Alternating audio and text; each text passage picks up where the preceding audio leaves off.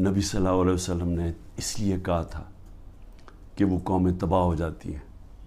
یہ یاد رکھیں کہ ہم تباہی کی طرف جا رہے ہیں کیونکہ طاقتور آج قانون سے اوپر ہے. اور میں اس لیے آپ کو یہ بات چیت اس لیے آج آپ سے کر رہا ہوں اور میں آپ کو مثالیں دینے لگا ہوں کہ ہو کیا رہے ہیں یہاں.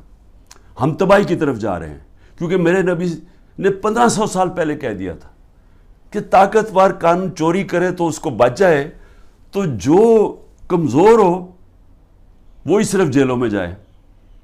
تو یہ ہو رہا ہے آج پاکستان, ابھی سے نہیں ہو رہا, کافی دیر سے ہے, لیکن اب تو اس انتہا پہ پہنچ گیا ہے کہ ہمیں خوف آنا چاہیے کہ یہ ملک اب جا کدھر رہا ہے.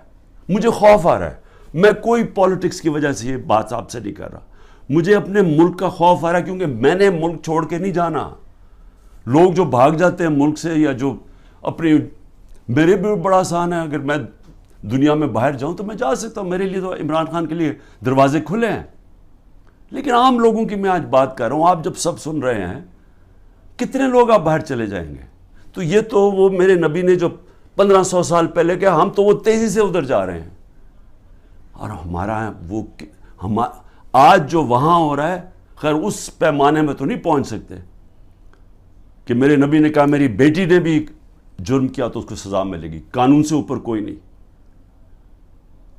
حضرت ابوبکر نے آتے ساتھ ہی پہلی سٹیٹمنٹ, میں انصاف قائم کروں گا, طاقتور کو قانون کے نیچے لے کے آؤں. حضرت عمر نے اپنے بیٹے کو سزا دلوائی اس نے جب قانون توڑا. ہم تو وہ ان کی امت ہیں جو دنیا کے سب سے عظیم لیڈر ہیں.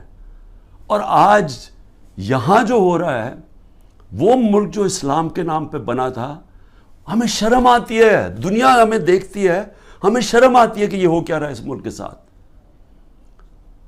مولانا رومی سے جب پوچھا کہ قوم کیسے مرتی ہے جو ہم آج نیچے جا رہے ہیں, تو انہوں نے کہا جب وہ اچھے اور برے کی تمیز ختم کرتی ہے, جب وہ امر بالمعروف سے ہٹ جاتی ہے, جب وہ